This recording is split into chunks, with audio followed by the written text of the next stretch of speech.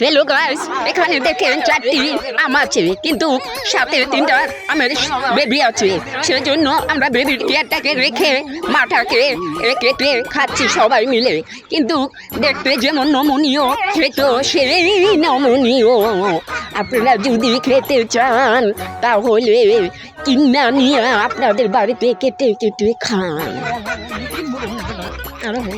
আপনি বাচ্চা আমাদের বাড়িতে লাইক শেয়ার কমেন্ট জানিয়ে দেন, তাহলে বেশি বেশি করে আমরাও আপনাদেরকে কেটে আবার আম খাওয়ানোর ভিডিওটা দেখাইয়া দিব।